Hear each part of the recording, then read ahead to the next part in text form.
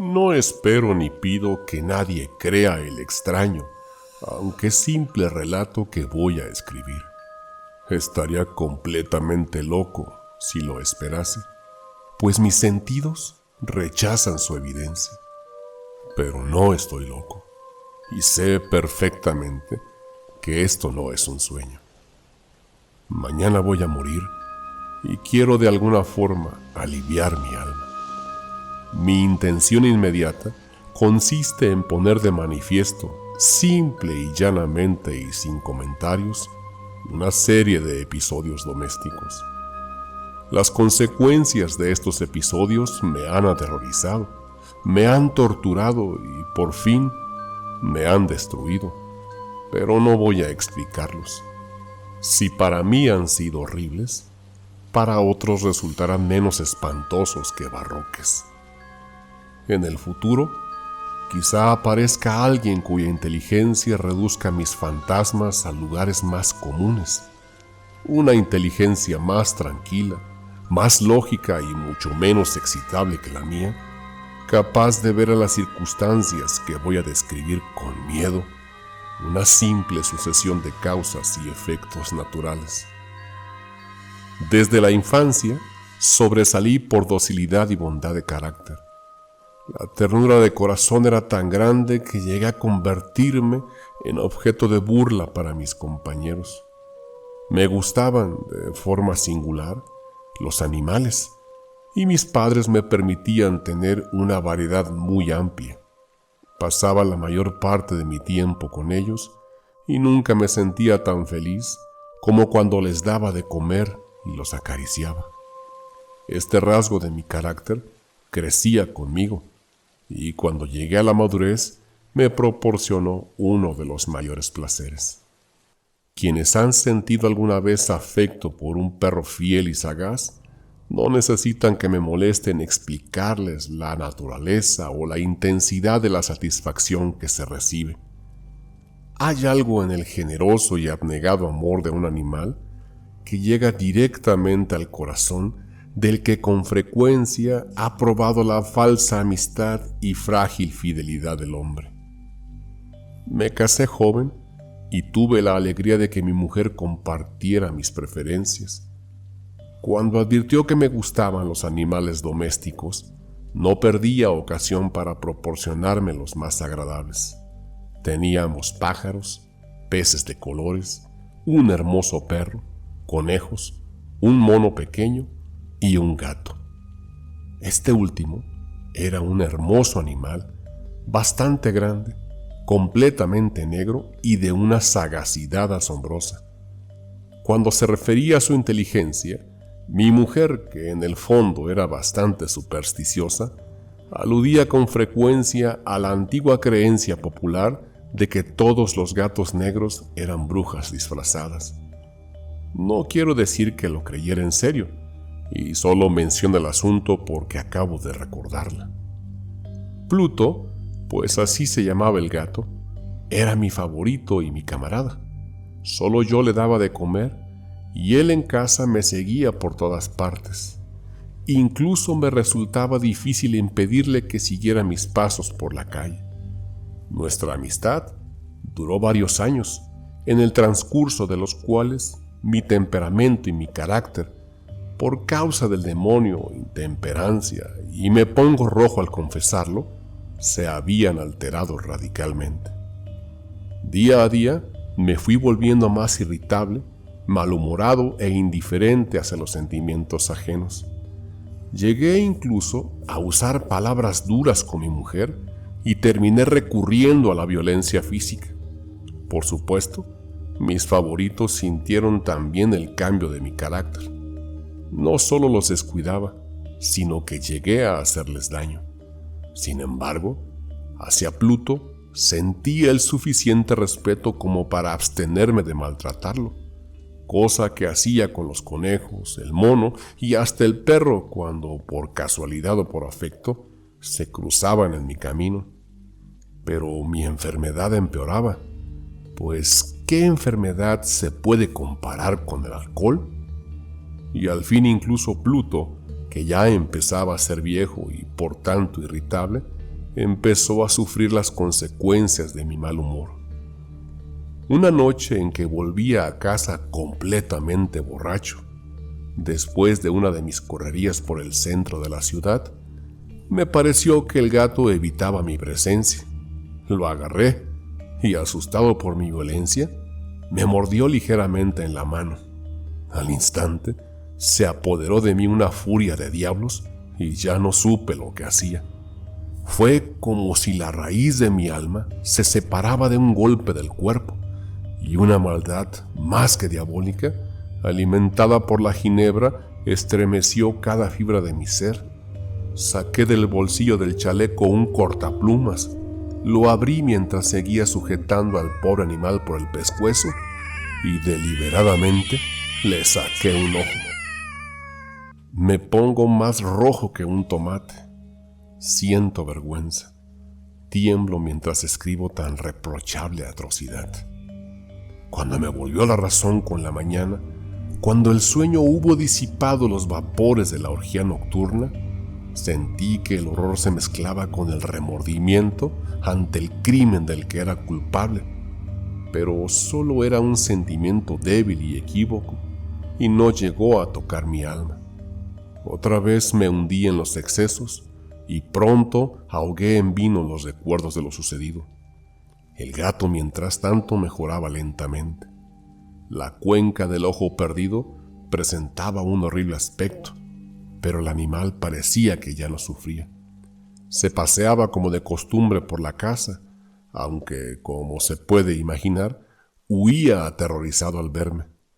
Me quedaba bastante de mi antigua forma de ser para sentirme agraviado por la evidente antipatía de un animal que una vez me había querido tanto.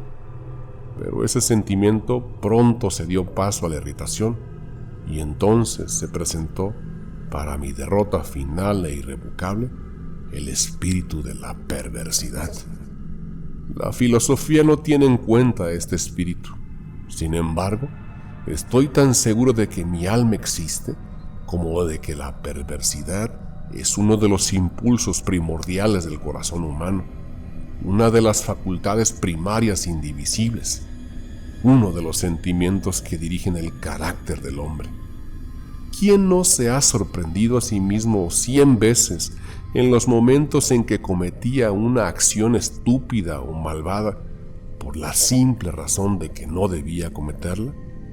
¿No hay en nosotros una tendencia permanente que nos enfrenta con el sentido común a transgredir lo que constituye la ley por el simple hecho de serlo o de existir?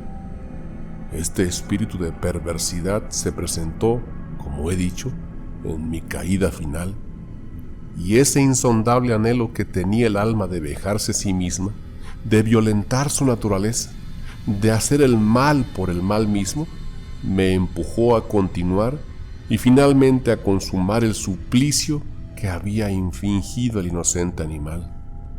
Una mañana, a sangre fría, le pasé un lazo por el pescuezo y lo ahorqué en la rama de un árbol. Lo ahorqué mientras las lágrimas me brotaban de los ojos y el más amargo remordimiento me retorcía el corazón. Lo ahorqué porque recordaba que me había querido y porque estaba seguro de que no me había dado motivos para matarlo. Lo ahorqué porque sabía que al hacerlo cometía un pecado mortal que pondría en peligro mi alma hasta llevarla, si esto fuera posible, más allá del alcance de la infinita misericordia del Dios más misericordioso y más terrible. La noche del día en que cometí ese acto cruel, me despertaron gritos de ¡fuego! La ropa de mi cama era una llama y toda la casa estaba ardiendo. Con gran dificultad pudimos escapar del incendio mi mujer, un criado y yo. Todo quedó destruido. Mis bienes terrenales se perdieron y desde ese momento no me quedó más remedio que resignarme. No caeré en la debilidad de establecer una relación de causa y efecto entre el desastre y la acción criminal que cometí. Simplemente me limito a detallar una cadena de hechos, y no quiero dejar suelto ningún eslabón. Al día siguiente del incendio, visité las ruinas. Todas las paredes, salvo una, se habían desplomado. La que quedaba en pie era un tabique divisorio de poco espesor, situado en el centro de la casa y contra el cual antes se apoyaba la cabecera de mi cama. El yeso del tabique había aguantado la acción del fuego, algo que atribuía a su reciente aplicación. Una apretada muchedumbre se había reunido alrededor de esta pared y varias personas parecían examinar partes de la misma atenta y minuciosamente. Las palabras extraño, curioso y otras parecidas despertaron mi curiosidad. Al acercarme más, vi que en la blanca superficie, grabada en bajorrelieve, aparecía la figura de un gigantesco gato. El contorno tenía una nitidez verdaderamente extraordinaria. Había una cuerda alrededor del pescuezo del animal. Al descubrir esta aparición, ya que no podía considerar otra cosa, el asombro y el terror me dominaron. Pero la reflexión vino en mi ayuda. Recordé que había ahorcado al gato en un jardín colindante con la casa. Cuando se produjo la alarma del incendio, la gente invadió inmediatamente el jardín. Alguien debió cortar la soga y tirar al gato en mi habitación por la ventana. Sin duda, habían tratado así de despertarse. Probablemente la caída de las paredes comprimió a la víctima de mi crueldad contra el yeso recién encalado, cuya cal, con la acción de las llamas y el amoníaco del cadáver, produjo la imagen que ahora veía. Aunque con estas explicaciones quedó satisfecha mi razón, pero no mi conciencia, sobre el asombroso hecho que acabo de describir, lo ocurrido impresionó profundamente mi imaginación.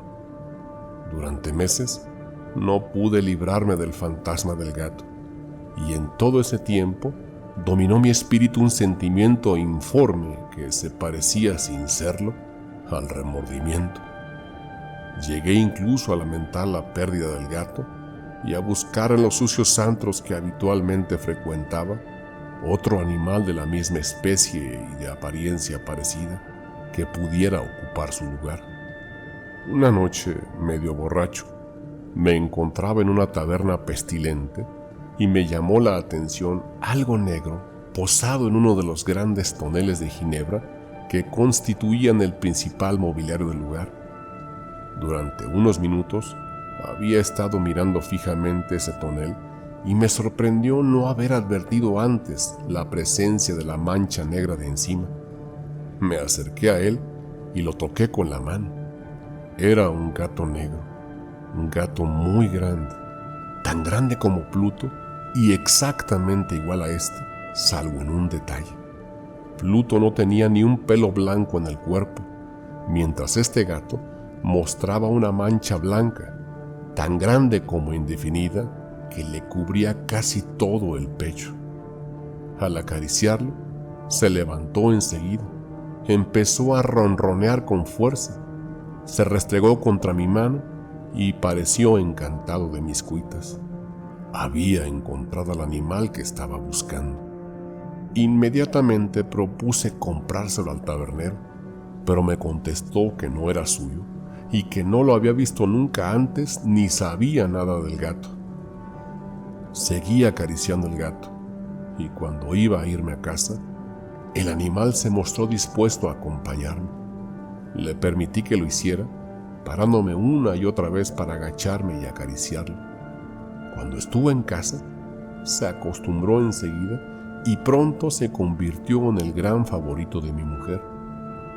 Por mi parte, pronto sentí que nacía en mí una antipatía hacia el animal. Era exactamente lo contrario de lo que yo había esperado, pero sin que pueda justificar cómo ni por qué, su evidente afecto por mí me disgustaba y me irritaba.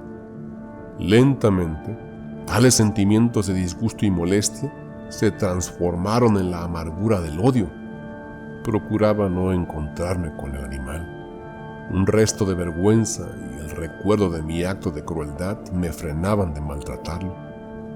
Durante algunas semanas no le pegué ni fue la víctima de mi violencia, pero gradualmente, muy gradualmente, llegué a sentir una inexpresable repugnancia por él y a huir en silencio de su odiosa presencia como si fuera un brote de peste.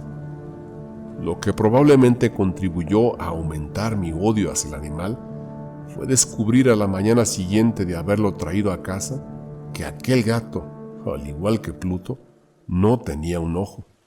Sin embargo, fue precisamente esta circunstancia la que le hizo más agradable a los ojos de mi mujer, quien, como ya dije, poseía en alto grado esos sentimientos humanitarios que una vez fueron mi rasgo distintivo y la fuente de mis placeres más simples y puros.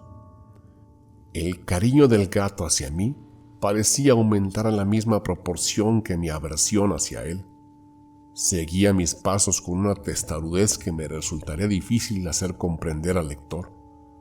Dondequiera que me sentara, venía a agazaparse bajo mi silla o saltaba a mis rodillas cubriéndome con sus repugnantes caricias. Si me ponía a pasear, se metía entre mis pies y así casi me hacía caer o clavaba sus largas y afiladas garras en mi ropa y de esta forma trepaba hasta mi pecho. En esos momentos, aunque deseaba hacerlo desaparecer de un golpe, me sentía completamente paralizado por el recuerdo de mi crimen anterior, pero sobre todo, y quiero confesarlo aquí, por un terrible temor al animal. Aquel temor no era exactamente miedo a un mal físico, y sin embargo, no sabría definirlo de otra manera. Me siento casi avergonzado de admitir.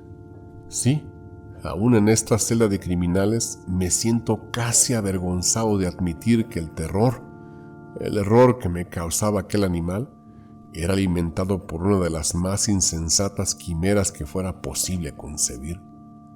Más de una vez, mi mujer me había llamado la atención sobre la forma de la mancha del pelo blanco, de la cual ya he hablado, y que constituía la única diferencia entre este extraño animal y el que yo había matado. El lector recordará que esta mancha, aunque era grande, había sido al principio muy indefinida, pero gradualmente, de forma casi imperceptible, mi razón tuvo que luchar durante un largo tiempo para rechazarla como imaginaria. La mancha iba adquiriendo una rigurosa nitidez en sus contornos. Ahora ya representaba algo que me hace temblar cuando lo nombro, y por eso odiaba, temía y me habría librado del monstruo si me hubiese atrevido a hacerlo. Representaba, la imagen de una cosa atroz, siniestra, la imagen del patíbulo. Oh, lúgubre y terrible máquina del horror y del crimen, de la agonía y de la muerte. Y entonces me sentí más miserable que todas las miserias del mundo juntas. Pensar que una bestia, cuyo semejante yo había destruido desdeñosamente, una bestia era capaz de producir esa angustia tan insoportable dentro de mí, un hombre creado a imagen y semejanza de Dios. Ay, ni de día ni de noche pude ya gozar de la bendición del descanso. De día, ese animal no me dejaba ni un instante solo, y de noche me despertaba sobresaltado por sueños horrorosos, sintiendo el ardiente aliento de aquella cosa en mi rostro y su enorme peso en carnada pesadilla que no podía quitarme de encima, apoyado eternamente sobre mi corazón.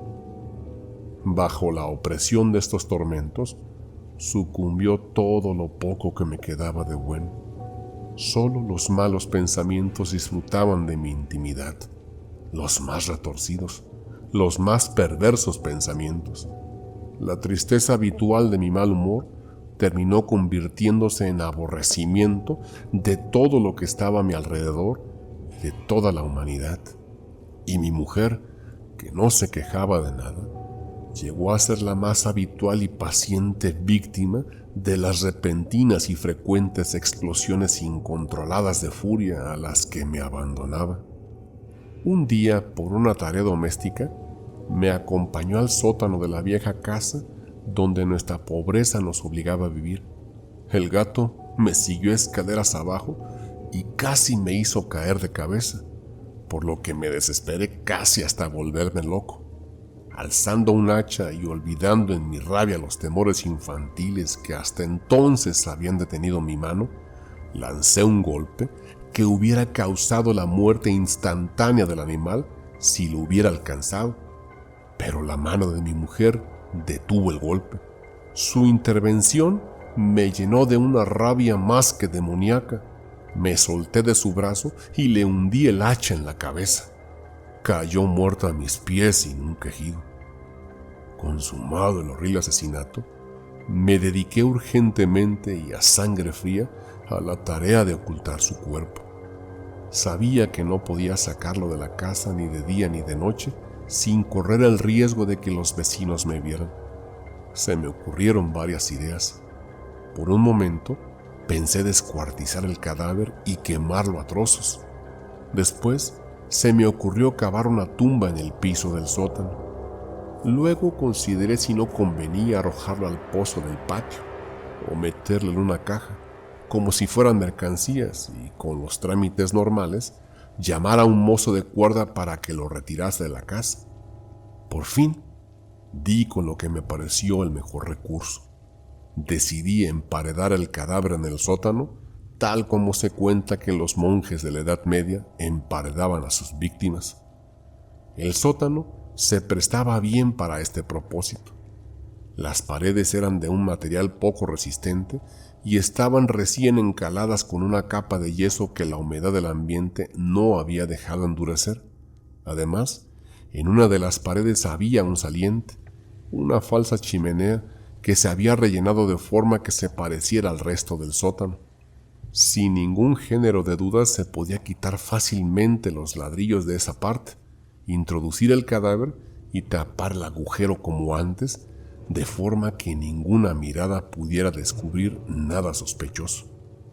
No me equivocaba en mis cálculos. Con una palanca saqué fácilmente los ladrillos y después de colocar con cuidado el cuerpo contra la pared interior, lo mantuve en esa posición mientras colocaba de nuevo los ladrillos en su forma original. Después de procurarme argamasa, arena y cerda, preparé con precaución un yeso que no se distinguía del anterior y revoqué cuidadosamente el enladrillado. Terminada la tarea, me sentí satisfecho de que todo hubiera quedado bien. La pared no mostraba la menor señal de haber sido alterada. Recogí del suelo los cascotes más pequeños y, triunfante, miré a mi alrededor y dije: aquí, por lo menos, no he trabajado en vano. El paso siguiente consistió en buscar la bestia que había causado tanta desgracia, pues por fin me había decidido a matarla. Si en aquel momento el gato hubiera aparecido ante mí, habría quedado sellado su destino, pero por lo visto, el astuto animal, alarmado por la violencia de mi primer acceso de cólera, se cuidaba de aparecer mientras no se me pasara mi mal humor. Es imposible describir ni imaginar el profundo y feliz sentimiento de alivio que la ausencia del odiado animal trajo a mi pecho. No apareció aquella noche, y así, por primera vez desde su llegada a la casa, pude dormir tranquila y profundamente. Sí, pude dormir, incluso con el peso del asesinato en mi alma. Pasaron el segundo y el tercer día y no volví a mi atormentador.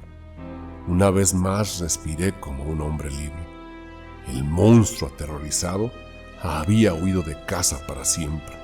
No volvería a verlo. Grande era mi felicidad y la culpa de mi negra acción me preocupaba poco. Se hicieron algunas investigaciones a las que me costó mucho contestar e incluso registraron la casa, pero naturalmente no se descubrió nada. Consideraba que me había asegurado mi felicidad futura. Al cuarto día después del asesinato, un grupo de policías entró en la casa intempestivamente y procedió otra vez a una rigurosa inspección. Seguro de que mi escondite era inescrutable, no sentí la menor inquietud. Los agentes me pidieron que los acompañara en su registro. No dejaron ningún rincón ni escondrijo sin revisar. Al final, por tercera o cuarta vez, bajaron al sótano. No me temblaba ni un solo músculo. Mi corazón latía tranquilamente como el de quien duerme en la inocencia. Me paseaba de un lado a otro del sótano. Había cruzado los brazos sobre el pecho e iba tranquilamente de acá para allá. Los policías quedaron totalmente satisfechos y se disponían a marcharse. El júbilo de mi corazón era demasiado fuerte para ser reprimido.